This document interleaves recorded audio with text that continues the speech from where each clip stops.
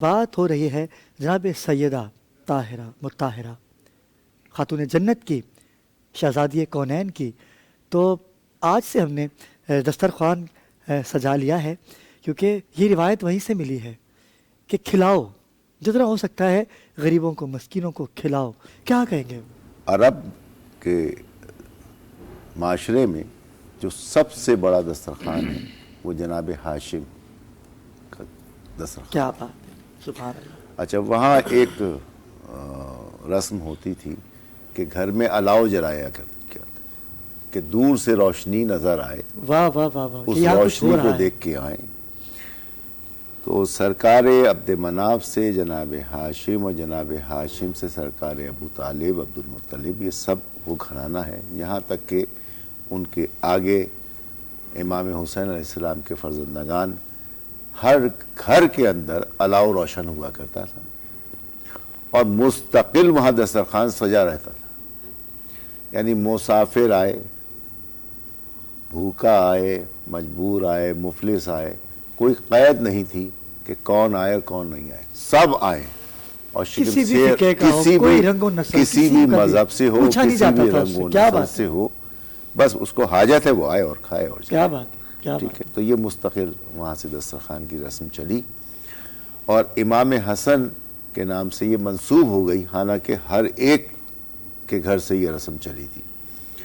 اور تمام الاؤ روشن جو ہوتے تھے وہ ایک لحاظ سے دیر رات جب ہو جاتی تھی تو وہ بجھ جایا کرتے تھے. لیکن شہزادہ علی اکبر کا دسترخوان ایک لمحے کے لیے بھی بند نہیں ہوتا تھا، 24 ہارس کنٹینیو چلا کرتا تھا.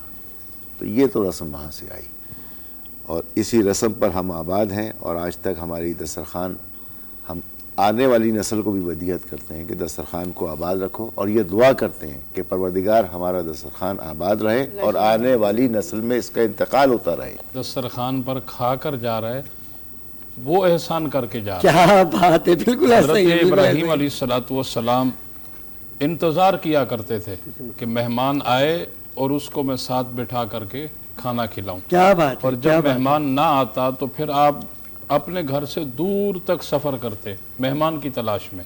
مہمان مل جاتا اس سے لے آتے، کیا بات ہے. اسے اپنے پاس بٹھا کے کھانا کھلاتے. اگر کبھی مہمان نہ ملتا تو اس دن آپ روزہ رکھ لیا کرتے. کیا کہنے. اور پھر خاص کر کے ابرار بھائی، آج جس عظیم ہستی کا ذکر خیر ہو رہا ہے وہ تو ایسی عظیم ہستی ہیں کہ قربان جائیں ان کی عظمت و شان پر، کہ دسترخوان لگتا تھا اور کوئی سائل دروازے پر آ جاتا تو خود پانی پی لیتے، واہ واہ. لیکن اس سائل کو کبھی بھی بھوکا واپس نہیں لوٹاتے. تو اس حوالے سے جو ہے وہ قرآن کی جو آیت ہے وَيُطْعِمُونَ الطَّعَامَ عَلَىٰ حُبِّهِ مِسْكِينًا وَيَتِيمًا وَأَسِيرًا، اس کا شان نزول ہی آپ پڑھ لیں. امام المفسرین امام فخر الدین رازی رحمۃ اللہ علیہ فرماتے ہیں کہ جب حضرت حسنین کریمین بیمار ہوئے اور جناب مولا علی شیر خدا جناب سیدہ فاطمہ الزہرا نے منت مانی کہ باری تعالیٰ حسنین کریمین کو شفاء کلی عطا فرما، ہم 3 دن کا روزہ رکھیں گے. کیا بات ہے. اب وہ اللہ تعالیٰ نے ان کی دعاؤں کو قبول کیا، حسنین کریمین کو صحت یابی عطا فرمائی. تو جناب مولا علی شیر خدا رضی اللہ تعالیٰ عنہ اور جناب سیدہ فاطمہ الزہرا اور آپ کی خادمہ حضرت فضہ، تینوں نے روزہ رکھا. کیا بات ہے. اور روزہ رکھا، دن پورا گزر گیا، افطار کا وقت ہے، دروازے پر دستک آئی. جناب مولا علی شیر خدا حیدر اقرار دروازے پر گئے، دیکھا تو دروازے پر ایک مسکین ہے. پوچھا کیسے آنا ہوا؟ حضور کئی دن سے کھانا نہیں کھایا. سبحان اللہ. اہل بیت کا سخی گھرانہ سمجھ کے آ گیا ہوں، کھانا کھلا دیجئے. کیا بات. آپ گھر تشریف لائے. جناب سیدہ سے کہا کہ ایک سائل، ایک مسکین آیا ہے. تو جناب سیدہ نے فرمایا کہ جو کچھ دسترخوان پر ہے اللہ کے لیے اس مسکین کو دے دیجئے. کیا بات ہے. اور وہ سارا کھانا اٹھا کر مسکین کو دے دیا گیا. پانی پی کے روزہ افطار کیا گیا. دوسرے دن پھر روزہ رکھا، پھر افطار کے وقت جو ہے دروازے پر دستک آئی اور جا کر دیکھا تو آج جو ہے ایک یتیم ہے دروازے پر. جناب سیدہ سے کہا کہ آج ایک یتیم ہے. آپ نے فرمایا کہ یہ بھی اٹھائیے، اللہ کی رضا کے لیے دے دیجیے، ہم پانی پی کے روزہ افطار کر لیں گے. تیسرے دن پھر افطار کے وقت دستک آتی ہے دروازے پہ. فرمایا کہ جائی دیکھیے، تو دیکھا تو ایک اسیر قیدی دروازے پر ہے، تو جناب سیدہ نے فرمایا کہ یہ بھی اٹھا کر کے اس اسیر کو دے دیجئے۔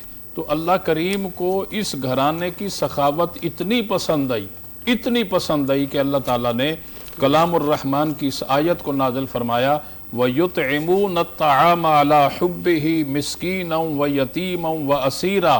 فرمایا کہ نبی کے گھر والے جب کھانا بناتے ہیں تو پھر وہ کھانا خود نہیں کھاتے، بلکہ اللہ کی محبت میں، اللہ کی رضا کے لیے ایک دن وہ مسکین کو کھلا دیتے ہیں، ایک دن یتیم کو کھلا دیتے ہیں، اور ایک دن اسیر کو کھلا دیتے کہ اے جنت تجھ میں حور و قصور رہتے ہیں، اے جنت تجھ میں حور و قصور رہتے ہیں، میں نے مانا کہ ضرور رہتے ہیں، واہ واہ واہ، میرے دل کا طواف کر کے دیکھ میرے دل میں حضور رہتے ہیں۔ سبحان اللہ۔ یہ تو حضرت انسان کے لیے کہا، لیکن اللہ کے رسول نے کیا فرمایا؟ فاطمہ میرے جگر کا ٹکڑا ہے، فاطمہ میرے جگر کا ٹکڑا ہے۔ حضرت فاطمہ وہ پاکیزہ، وہ مقدس، وہ عظیم خاتون ہے کہ جو حضرت علی کے نکاح میں آئی تو معزز، حسنین کریمین کی والدہ بنی تو معزز، محمد الرسول اللہ کی بیٹی بنی تو معزز۔ بات یہ ہے کہ آپ نے سوال کیا کہ 2 نمبر پیسے کھلانا، اس سے زکوٰۃ جو بھی کرنا، غریب کی پرورش کرنا۔ پہلی بات تو یہ ہے کہ جو بھی NGOs چلاتے ہیں یا کچھ بھی چلاتے ہیں، میری علماء اہل سنت، چاہے دیوبند مکتبہ فکر ہو چاہے بریلوی مکتبہ فکر ہو، وہ باقاعدہ اس کے بارے میں جانچ پڑتال کرتے ہیں۔ اگر آپ کے پاس کوئی اپنے مال کا میل لے کر آ رہا ہے زکوٰۃ کی صورت میں یا صدقات کی صورت میں، تو وہ باقاعدہ اس کی تحقیق کرتے ہیں کہ آیا آپ کا کاروبار کیا ہے، آپ جس مصرف میں لگانا چاہ رہے ہیں آپ کا کاروبار کیا ہے۔ تو یہی کام ہمیں بھی دیکھنا ہوگا کہ ہمارے پاس کوئی اگر مال لے کر آ رہا ہے، ہم دوسروں کے چکر میں دوسرے کے مال کے خاطر اپنے ایمان کو برباد نہ کریں، دوسروں کے پیسوں کے چکر میں اپنی قبر کو خراب نہ کریں، اپنے لیے جنت کو چھوڑ کر جہنم کا فیصلہ نہ کر لیں۔ یاد رکھنا، جہنم کا بلاوا ہوتا نہیں ہے، جنت کا بلاوا ہر طرف سے ہوتا ہے۔ دن میں 5 دفعہ اللہ کا منادی اذان دیتا ہے، آ جاؤ نماز کی طرف، آ جاؤ کامیابی کی طرف۔ جہنم کا بلاوا کہیں سے بھی نہیں ہوتا، لوگ جوک در جوک اس کی طرف جا رہے ہیں۔ تو ابرار بھائی، سب سے پہلے ہمیں دیکھنا ہوگا کہ ہم جس کا مال استعمال کر رہے ہیں اس سے باقاعدہ پوچھ گچھ کریں کہ آیا آپ کا کاروبار کیا ہے، آپ کا حلال کاروبار ہے، نہیں یہ حرام ہے، تو دوسرے کے حرام کے چکر میں اپنے آخرت کو برباد نہ کریں۔ کہ لینے والا تو لے گا، جو دے رہا ہے اسے تو پتا ہے نا کہ میرا پیسہ کہاں سے آیا ہے۔ وہ دینے والے کی بات کر رہا ہوں کہ وہ دینے والے کی اگر ہم نیت کو دیکھیں، بالکل گناہگار ہے، بالکل گناہگار ہے۔ کیا اللہ کو، میں آپ کو بتاؤں، مسجد ہے نا، مسجد اللہ کے نام پر دے رہے ہو، آپ گندا مال دے رہے ہو۔ وَأَمَّا السَّائِلَ فَلَا تَنْهَرْ، مانگنے والے کو تو جھڑکنے ہی نہیں ہے، ایک بات تو یہ۔ لیکن جو دے رہا ہے اس کو پتہ ہے کہ میرا مال خراب ہے، پھر بھی دے رہا ہے، تو ایک تو چوری اوپر سے سینہ زوری والا معاملہ ہو گیا کہ چوری اوپر سے سینہ زوری والا، یعنی آپ کے کہنے کا مطلب ہے کہ بالکل بھی وہ جائز نہیں ہے۔ علامہ صاحب، اطہر مشیری صاحب، قطعاً حرام ہے، قطعاً کوئی گنجائش ہی نہیں ہے۔